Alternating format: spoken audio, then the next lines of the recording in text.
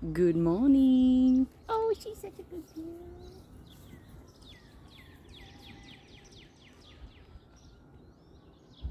That's a good girl. All right, good morning. So I understand that she wasn't here for the 3 days last week, so today's gonna be a catch up. Down. Just to show you what I got going on back here real quick. I've got Wolf, Dakota, Boudin, and Tate. Everybody's in place over there. We call this tether decompression, forced meditation, stability work. It has a few different names, but it's all the same thing. We're working on stability, the dog being comfortable, being in command for an extended period of time. Duration is another word for it, but basically we're just getting the dog used to relaxing in a high stress environment and just doing nothing, just enjoying being outside. There's kids playing, dogs are barking, there's all kinds of stuff going on. Miss Quinn is by far my favorite. She's a total babe, and actually not as stubborn as Great White Pyrenees tend to be. So she's really easy to work with, and she picks it back up really quick, even though she wasn't here for many days last week. So she's doing really well. She's also going to be doing the tether decompression while I rotate out the other dogs, but I just wanted to show you what that is about. But she'll be probably spending about an hour to an hour and a half in TD or tether decompression. That's something that you can do at home as well. Tether her and just keep her with you as you're walking around the house, or if you're sitting there watching TV, tether her and have her there with you. It just gets them used to again being tethered with you and just basically doing nothing.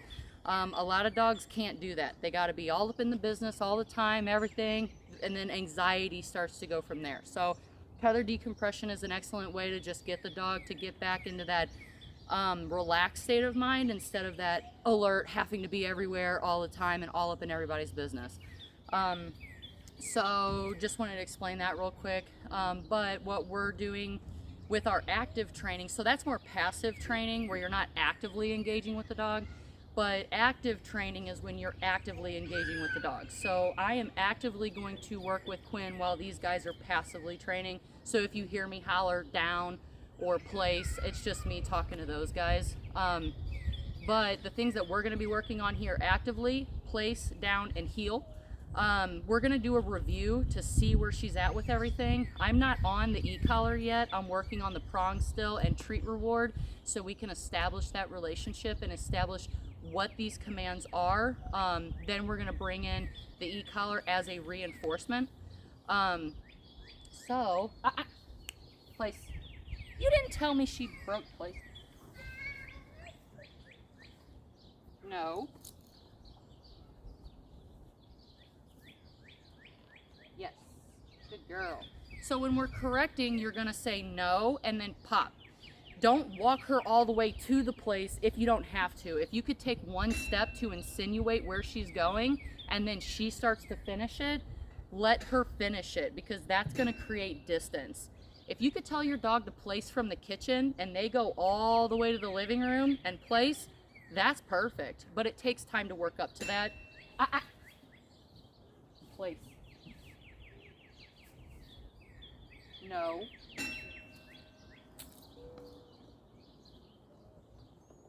Yes. And this is where we're doing repetition over and over and over again. We have to follow through. If you give the command, it's expected that she do it and that she stay there until you release her. That is called follow through. If you put her in command and then she breaks it on her own, but you don't make her go back and do the follow through part, she's going to pick up on the inconsistency and it's going to make training 10 times harder. The more that we follow through and are consistent in the very beginning, the easier training's going to get over time. The follow through, to me, the most important thing. If you put your dog in command and they break it and you don't follow through, that is going to communicate to them that you don't really mean what you say and that they get to make the rules up and they get to decide what they're going to do. So the follow through is very important. The pops may seem aggressive. She's a big girl. She can totally take it. And even then, she's still deciding after I popped it if she still wants to do it. So she's in no way bothered by that. But there has to be some kind of consequence or some kind of communication that I meant it when I said it the first time. This is how we're gonna get first command. If you've ever heard that one person that's like, sit, sit, sit, sit, sit, sit, and they say it a million times and the dogs still don't sit, it's because of the follow through part. They tell the dog to sit, they break the command, and they just let them do it. So that's, again, why that follow through is so important. She's doing really good. I'm gonna go ahead and jump into the active training. We ask that you guys do actively training with your dog 5 minutes a day, up to 3 times a day if you can. Some, be flexible with it, but as much as you can, try to stick to that regimen. And then if you have any questions, comments, feedback, please be reaching out to us and let us know how these videos are doing for you guys. But yeah, if you have any questions, please reach out so we can all stay together and working together and stay on the same page, okay? So we're gonna go ahead and jump in, and then, yeah, okay. Let's go. Yes. Good girl. Heel. Yes. Good girl. Yay. So she did the sit with the heel. Perfect. Heel.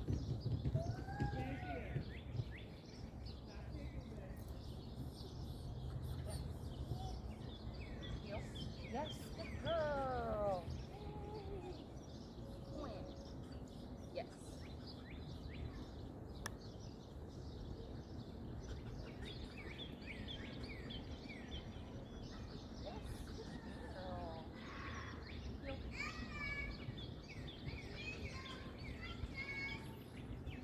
Place.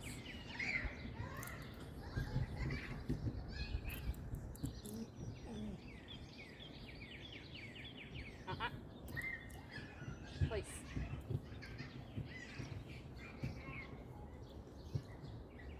Yes, good girl.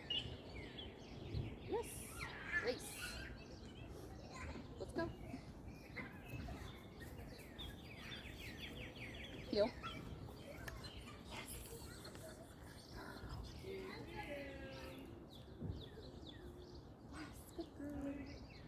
Wolf, down. Yes. Heel.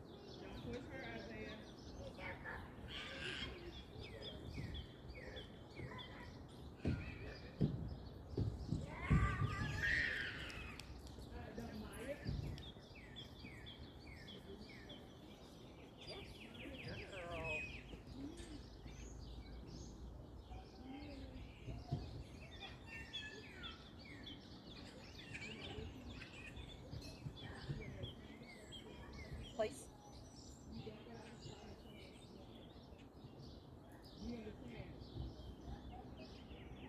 Yes. Good girl. Place. Good girl. So she's needing some guiding with place. It's not her favorite. Guide her in. Show her. But do it every time. We don't want to avoid these commands that they don't like. All dogs have preferences. A dog, and especially with place, they absolutely have preferences. When we start to get further into place and we start making place anything that she can get on, you'll notice that they definitely have preferences. I'll place on that, but I don't want to place on that. It doesn't matter. We need to encourage them to place on the things that we tell them to. It helps build confidence. It lets them know, I'm not going to guide you into a place that's dangerous. I'm not going to hurt you. Place is definitely a confidence booster. The more that they can place on different items, the more it's going to boost their confidence. So don't be afraid to place them on things, especially if you know that they can do it. But they don't want to. Guide them in and show them what it is, and then mark yes, reward, treat. Okay, let's go. Good girl. Heel. Yes. Woo, so good.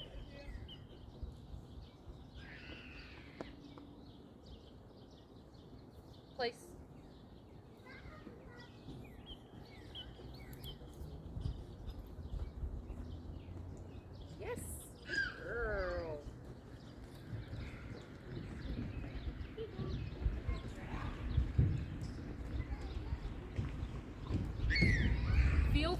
to throw the treat.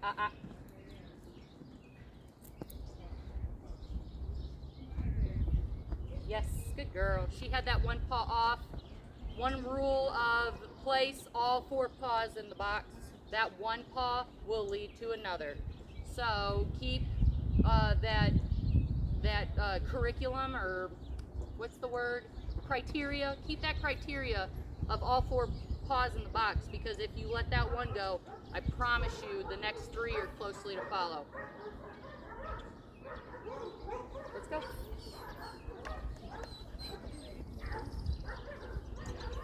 Wolf, down. Yes. Place.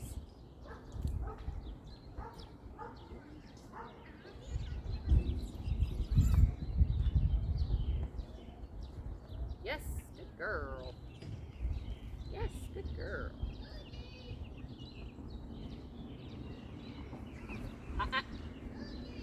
Yes, good girl. So this is something I want you to practice, putting your dog in place and then walking away. Keep a good eye, because as you saw in the beginning of the video, she does break. Still, pretty common. Even our guys that have been doing this for a long time break still. So, but again, that's when that follow through becomes very important. That follow through is what really, it's that fork in the road that says, are we going to go down the road of inconsistency, or are we going to go down the road of consistency? So the follow through is that fork in the road. What I want you to practice with place, the duration part, you put your dog in command so you can walk away and go answer the door, so you can go make dinner, so you can deal with the kids. Place is a command for that, so it's expected that they stay there once you put them in that command. This is how we practice the stay part. We don't use the command stay. So what we do is we build it into the command. So what you're going to do is put them in command and then pretend like you're going to walk away. A lot of the times, if they're what I call sticky, they're going to want to come with you. But then you stop and encourage them to just stay where they're at. Whoa! Down. My guy's having a hard time over there. Tate. Pause. Tate, down.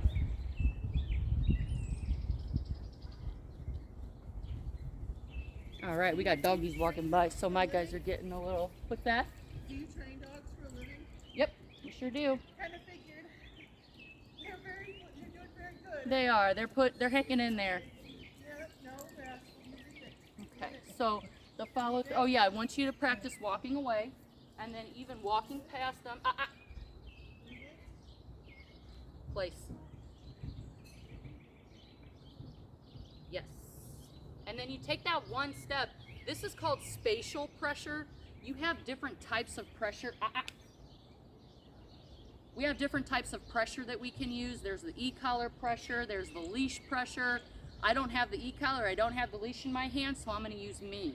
That's called spatial pressure. So even just me taking that one step in, she takes that back into command. So you can use your spatial pressure as well to create, again, that follow through. It's so important.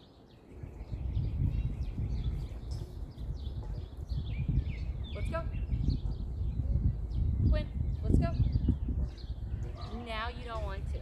She's like, no, you made me do this, and now I'm going to stay here. Let's go. Yeah, get this here. Yeah. Good girl. Dogs definitely have personalities and feelings too. If they haven't ever done this before, and then all of a sudden these expectations are put on them, you will get resistance. There's that, why now? Why all of a sudden are you going to make me do this now? I'm a big girl, I ain't got to do that. But again, the point of this training is we're creating a form of communication. We're creating a dialogue that was not there before. So it takes time. If I never told my kid to clean her room ever, and here she is 15 years old, and then all of a sudden I'm like, hey, you need to go clean your room, there's going to be some pushback until we start to normalize this new routine. So it's the same thing. Doggies are basically giant kids. Some adults are too, no big deal. The follow through and the consistency is what's going to create that new mode of conditioning. So you just being consistent and following through with what you're saying is going to be what creates that communication. You meant it the first time, here's the new rules. If we don't though practice this at home and we're only practicing it when she comes here, it's going to create hardship in the dog, because they're going to think, mom and dad don't make me do this at home, but you're making me do it here. I don't want to do it here. So then it creates hardship in the dog because there's a conflict. It's like when mom and dad say no, they know grandma says yes, so I'm going to go to grandma. So it's this, again, it's the same thing with kids. So repetitions, consistency, and we're working on place, down, and heel. So we've done a little bit of heel, we've done a little bit of place. Let's work with down and then blend it all together.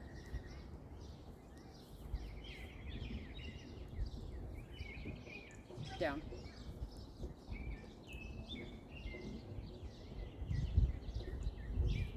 Yes, good girl.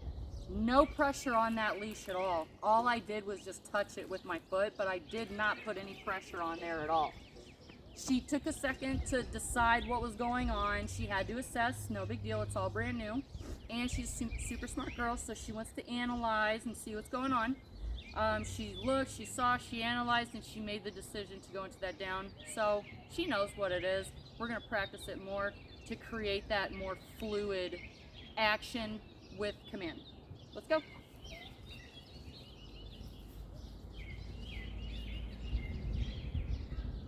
Down.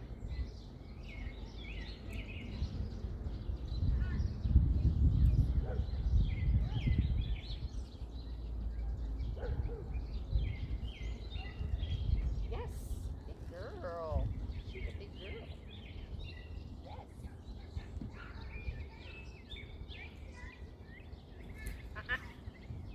Down. Yes, good girl.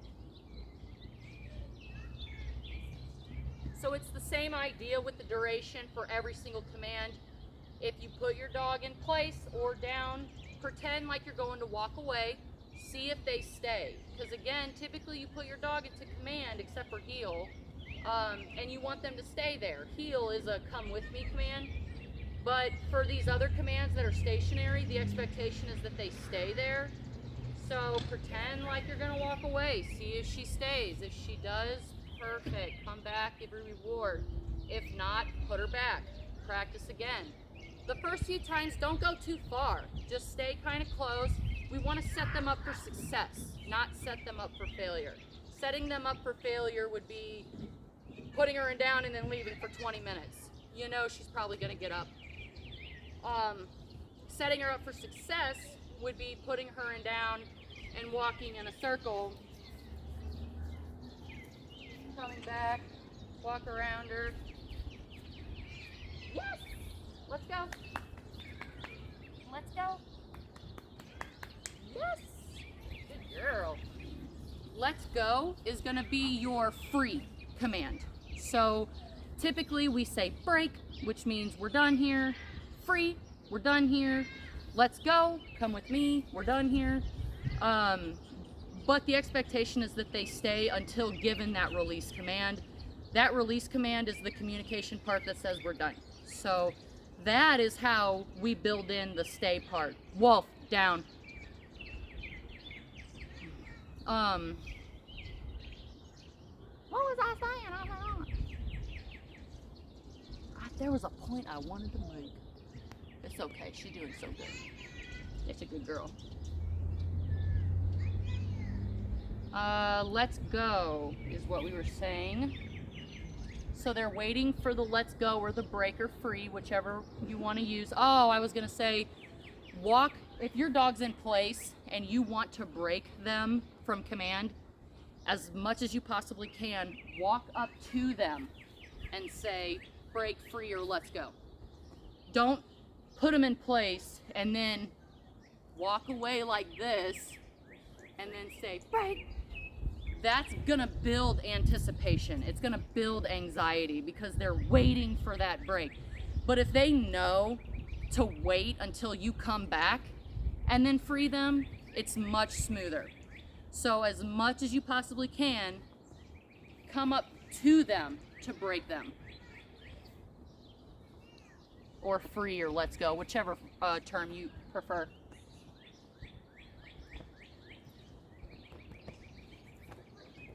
Down.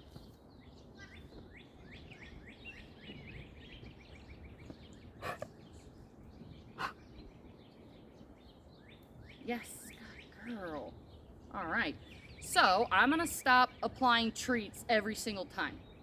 It's not working. She knows what the command is. It's not helping her to get faster or do it first command. So I'm not gonna keep rewarding for things that I don't like. It's just gonna keep her doing things that I don't like ignoring me. These breeds, literally in my experience, are the most stubborn. The Great White Pyrenees, they're guardian dogs. They're very solitary. It's just in their nature. So with these particular breeds, you have to be much more insistent, and the follow through has to be there. I stress that so much because the breed is stubborn. So not all dogs, even humans, we're all stubborn, but these guys particularly are just very solitary, so it doesn't bother them at all. I feel like I talk too much. Let's go. Yes.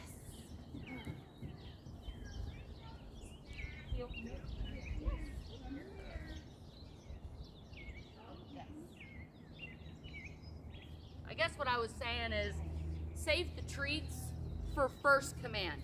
If you say it first command and she does it first command, give treats to that. Don't give treats if you got to say it 5 times and then she does it. Don't give her a treat for that. If you don't, then it's going to keep her wondering and thinking, I didn't get a treat that time. How do I get that treat? And then she'll start trying to find ways to refine her performance in order to get that treat. So they'll think, oh, well, was it because my sit was sloppy? Do you want me to sit pretty? Why didn't I get that treat? So I want you to start holding for that treat for the prize behaviors that you're like, yes, that was the one. It's going to keep her motivated and keep her thinking, how can I do this better in order to get that treat? Heel. Yes, good girl.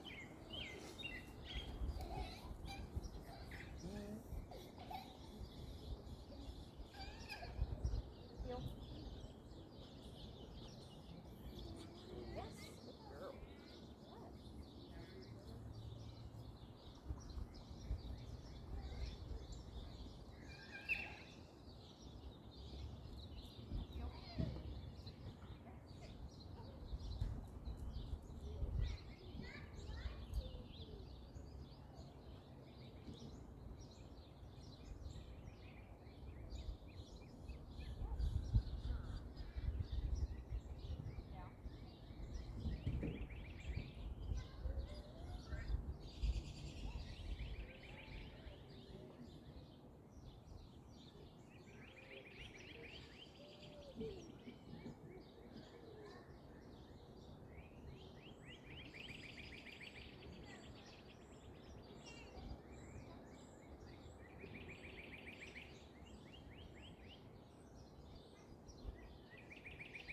Whoa, down. Yes. Place.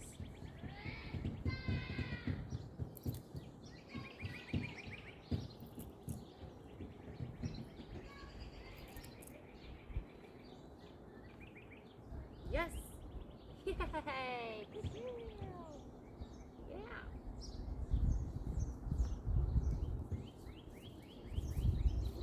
Uh-uh.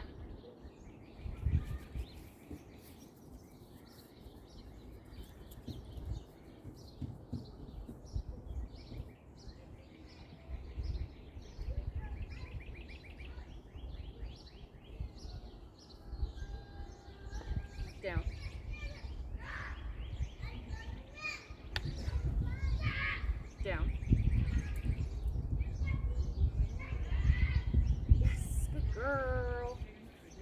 no treats. She ignored me the first time. If you noticed, I just touched it with my foot. That little jiggle and that noise sent the indicator. She knew.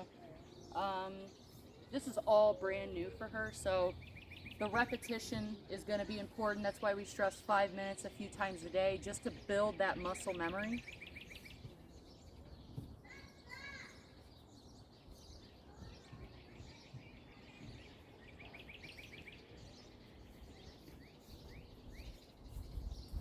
It's getting pretty hot on her, and I can tell she's getting tired, so we're just going to give it a couple more, and then I'm going to have her post up in the shade and give her a break while we do more this afternoon. But let's get a few more reps in before we call it. Let's go. Good girl. Place.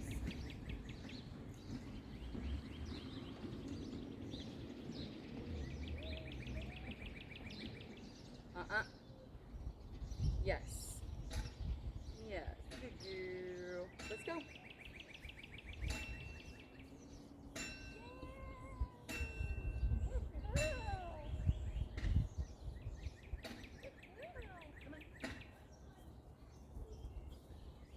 Place.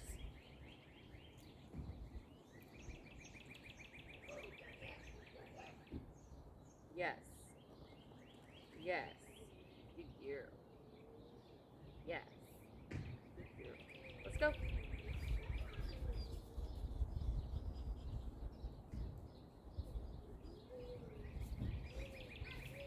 Place. Yes. Good girl. Yay. Yay. So she still requires a little bit of encouragement. So we're going to work on this more for all the commands. Heel is the one that she likes the most. You say heel, she's boom right there with you, which is awesome. These other ones though, place and down, are going to need more focus. So we're going to bring focus in on those two, since we've identified those as needing more attention. And then be sure to bring focus on those at home too for your 5-10 minutes a day. Okay, let's go. Y'all have a wonderful day.